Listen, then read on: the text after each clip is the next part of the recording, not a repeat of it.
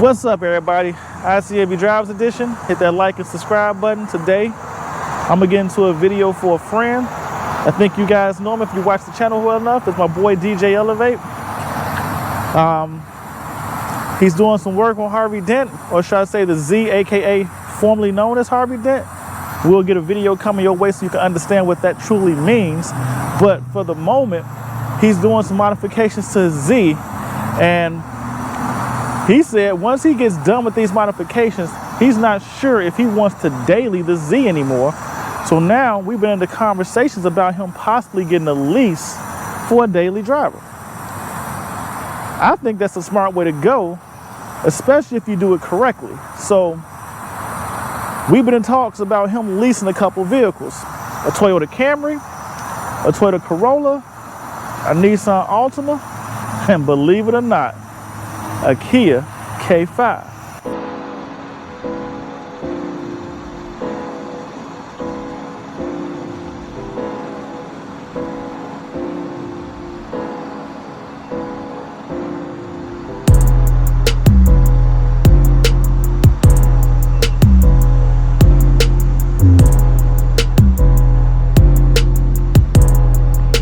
So right now, I'm out here in beautiful Tampa, enjoying this weather, and I decided to shoot a video. Well, let's be real. I sent my man Elevate some pictures of my rental because when I landed, they said you can get an Altima or a K5. So I said, you know what?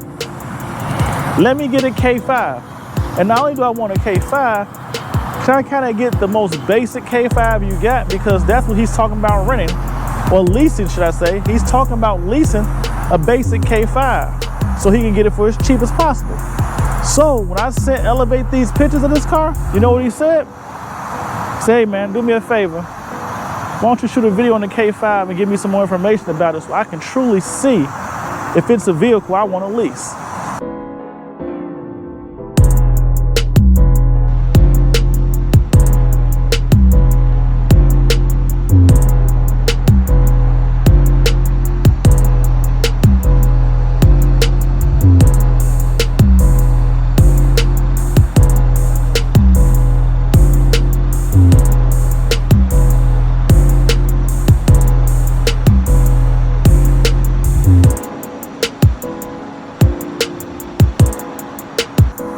That's what we're gonna do today.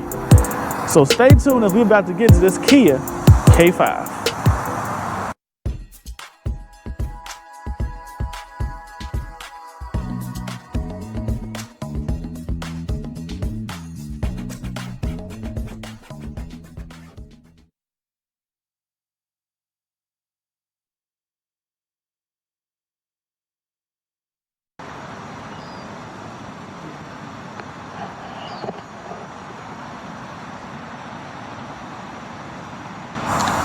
The first thing I can tell you about this Kia K5 is when you go basic, they truly mean basic. And the first thing I do not like is the wheel design and the wheel size. The wheels are currently sitting on 205 R16s.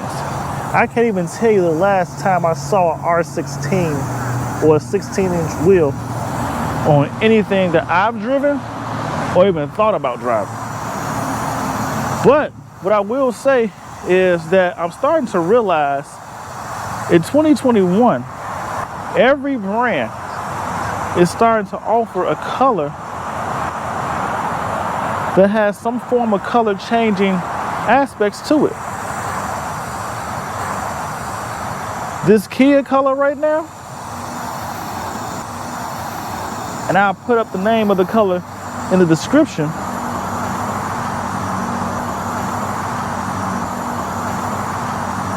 It's actually nice. I was rather surprised. It looks gray, but when you hit it on certain angles, it turns gold. I never thought I would see a two-tone color on a Kia, let alone a Kia K5, let alone the cheapest K5 you can get. So I guess that's props to Kia for stepping their game up and at least trying to draw the customer in with the color selection. Now, let's go take a little more closer look in the inside.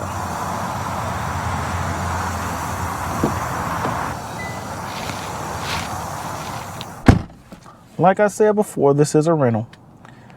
So it currently has 7,000 miles on it. So it's still fairly new. You're getting a look at the dashboard, which is truly still analog, which I think for a base vehicle, you couldn't really expect anything more.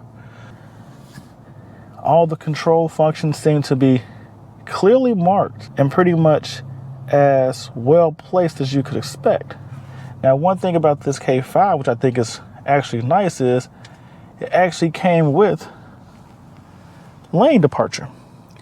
So you have the lighting, the traction control functions over here, a trunk release, and of course the dotted line is a lane departure function. You can actually get lane departure on the Kia. But the one thing about the lane departure that I've recognized since I've been driving it, it's not like the Volkswagen or some other brands. It just beeps. I don't know if you prefer that or not. With the Volkswagen Atlas, it tries to pull you back in the lane. With the Mercedes, the car brakes anytime you go over a solid white line because it feels like you're drifting off course, and it vibrates. Well, on the Kia, whether you go over a solid line or a broken line, all it does is give you 3 little beeps. So that's slightly different, and I guess I'll show you that later. When you go to the door controls, you get the basic functions: window controls, window locks, mirror changers. You can hit over here. You can lock your doors, unlock your doors, switch back and forth between your mirrors. That's all basic functions. You have nice size AC vents, should I say, for your heating and your air conditioning system. You have the basic steering wheel controls. You have play, non-play for, I guess, your audio controls. You can shift between the infotainment information system up front.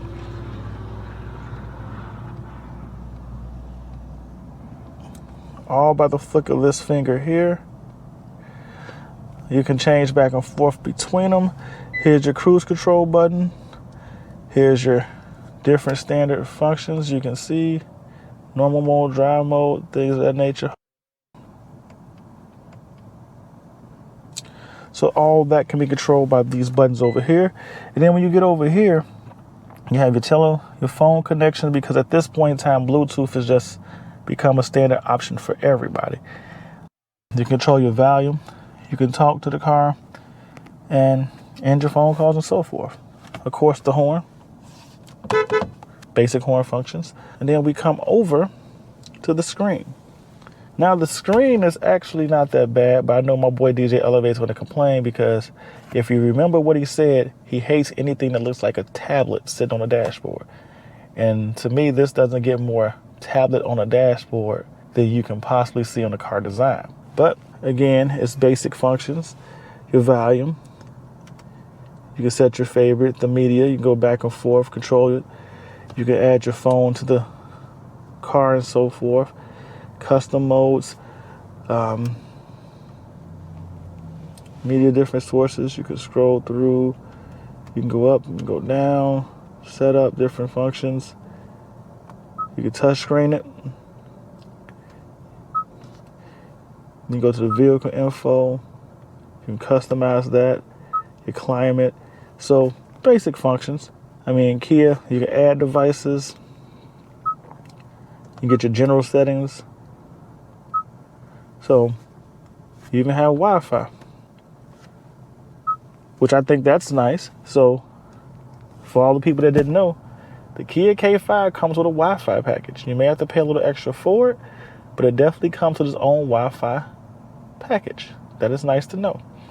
When you come down a little bit further, what you see is the AC controls. It's hot in here, so let's get it on. You can touch it, bring it on. Got your AC controls. Got your close your vents, open your vents. You can adjust your vents. Just a little lever. You got the hazards button. Engine start.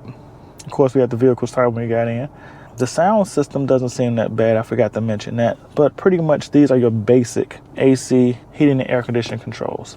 Something you can easily utilize and something you're not, in most cases, used to seeing. When you come a little bit further down, you see you have a regular gear shifter selector knob, 2 cup holders, a parking brake button, a drive mode selector, and an alt hold. And the auto hold is pretty much when you stop at a light, You can press the brake harder, which I think is a unique function to have on such a cheap car. But you can step on the brake harder and then remove your feet, and the car will hold the brake on the vehicle until you step on the gas to go. This feature is pretty much utilized so you don't have to, and I repeat, you don't have to hold your foot on the brake while sitting at a stoplight. It's funny how far vehicles have come where that thing is considered an inconvenience to the driver. Overall, it's a 5-passenger vehicle. You see its cloth interior. We have the seating arrangement for 3 passengers in the back. There's a nice size trunk. I guess I could show you that, guys, next. But this is actually not that bad of a vehicle to consider. Let's pop the trunk button, and there's the hood release right there in case you need to know that.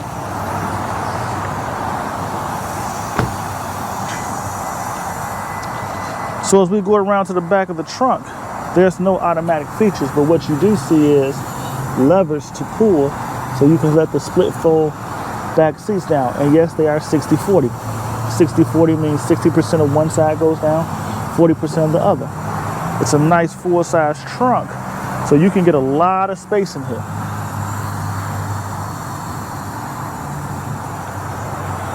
So I think the storage capacity on this vehicle is very nice. Let's walk around to the front. As you look under the hood, guess what you see? Yes, we have a Turbo 4. So Kia has kept up with the rest of the world and trying to go gas saving by putting a 4-cylinder engine in your vehicle, but they give you a Turbo 4. And believe it or not, it looks very easy to access and maintain. You have your engine oil checker, you have the coolant, washer fluid, the battery easy accessible, brake fluid and so forth, air filters. I'm sure most people are not going to try to modify and supercharge this car any further, but from what you're looking at, it's pretty much easy accessible service. Basic maintenance, I guess you could do yourself if you're into that type of thing.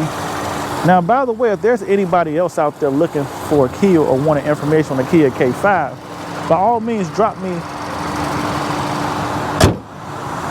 a line in the comments, and I definitely will let you know all the information I've obtained on this vehicle and give you a little bit more thoughts on it for myself.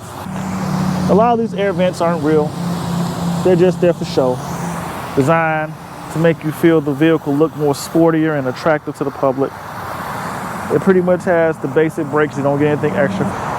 All I can tell you, folks, is I think it is a very nice vehicle to consider if you're looking for a family sedan, especially since GM and Ford seem to be getting out the marketplace. As you see, getting in the back seat, I did not move the driver's seat. This is my normal seating position as a driver, and I have tons of space in between my knees and the front seat. So you guys know I'm about 5'10", so it's definitely a lot of leg room in the back. It's spacious. The headroom is good clearance for a rear passenger. The only thing you don't get with the cheap model, and this was definitely a game changer for my wife, was, and in case you don't know what I'm doing, I'm showing you there are no air vents back here. So in the summertime, you have to wait for the car to cool off from the AC system in the front vents. In the wintertime, you have to wait for it to warm up again from the AC vents in the front seat. So that may be something you need to consider, especially if you have children or constant passengers in the rear seating area, because this car has to balance out for it to be a comfortable climate trip. Stereo system, 6 speakers, nothing spectacular, but it sounds decent. You can't complain on that part. So again, I think if someone's strongly considering a Kia for a basic family hauler, or like my boy Elevate said, with no kids, just a daily, something he can run around town into and from work, things of that nature, the Kia K5 is definitely that vehicle, and a vehicle he can possibly utilize when he want to go out and bring his friends along. So let's get into the driving experience of this K5. I can tell you right now, it's very comfortable for me again. Like I mentioned before, I'm 5'10", so I got tons of headroom on top. The vehicle is fairly new, so I haven't had any issues with rattling or things of that nature. No brake squealing and so forth. But it's, again, it's 7,700 miles on the car. And what do you expect for such a vehicle so new? I think at this point, no problems. The reason why I believe this is a good option for Elevate to lease is because with a lease program, nice suspension. With a lease program, pretty much the vehicle stays up under factory warranty while you're in it. You can pretty much get a vehicle really cheap, and that's always a plus, especially since it's a new vehicle. So I'm not here to sell you a lease today, not here to really get too much in depth with lease programming, but if it's something you can utilize, I'll drop a video on you on how leases work, and maybe that give you a little bit more information. But I'm not going to lie to you, Kia was never a vehicle on my radar, and honestly, I don't think it was on Elevate's radar. It just happened to be a very affordable price for such a nicely sized vehicle. I've had this car for about 3 days now, been running around with it. It's actually not that bad. The gas mileage seems to be very great. So if you're looking for something for a gas saver, this can be it, especially for a big sedan. And that's one of the things I really say about it. It is a very affordable big sedan that seems to get good gas mileage. Since I've been in it, I really haven't said or felt like I've been underpowered because it is a 4-cylinder with a turbo, which is something I usually avoid. I usually just go straight to a 6. But on the expressway, normal driving conditions, merging, passing people, I haven't felt underpowered in this car. So that's one thing I can tell you about. Another component of it is it's actually quite nice. I got a lot of little toys or features in this vehicle that I did not expect to see in something so fairly valued or, low cost. So maybe I need to start taking a look at my whole Hyundai Sonata market, because I think that would probably be a good car for Elevate to look at too. Or anybody considering this K5, I think a Hyundai may be a nice option to also consider too. So I guess I'm going to have to get behind the wheels of one of those just to give you a different alternative, because I know people would love them. And I definitely haven't been behind the wheel of one yet. Just off some train tracks and even feel the bumps. I haven't been behind the wheels of one yet, but just from the looks of it and the features that I see that come with them, it's really not a bad vehicle. So Hyundai has definitely stepped their game up on the market, and like I said, I feel like Kia is starting to do the same. Just driving around town, I think it's a great vehicle to get behind the wheels of. I give you a quick little Easter egg, and that's the beeping you hear when you cross the line. I'm gonna let you hear it again. You hear the 3 little chimes? That's what you hear anytime you go over a dotted line or a solid line as your lane departure warning. Having that feature, I think, is remarkable. I know now that all rear view cameras and so forth are standard, and I'll just give you a quick look at the rear view camera while we're sitting here. It's not the best when it comes to graphic design, or should I say clarity, but it does the job. So that's mandated, by the government, that all vehicles should have a rear view camera at this point in time. But I really believe it's a nice vehicle. That's my quick rundown of the Kia K5. It's not the greatest vehicle on the market, but it is a practical vehicle on the market, and it's definitely something that I would consider if I was looking for a low expensive daily driver to get me back and forth to work. You guys let me know what you think in the comments. Again, if there's another vehicle you would like me to get my hands on to possibly help you guys out, because you know, I get that from time to time from friends, family, people I meet on the street. Sometimes I even get in my DMs. Can you check out this vehicle for me? I try my best to give you real life practical experiences with the car. So don't forget to hit the like and subscribe button and let me know what you thought of the video. And if you felt like it was helpful, either way, ICNV Drivers Edition. Thank you guys again for tuning in and watching the video. Peace.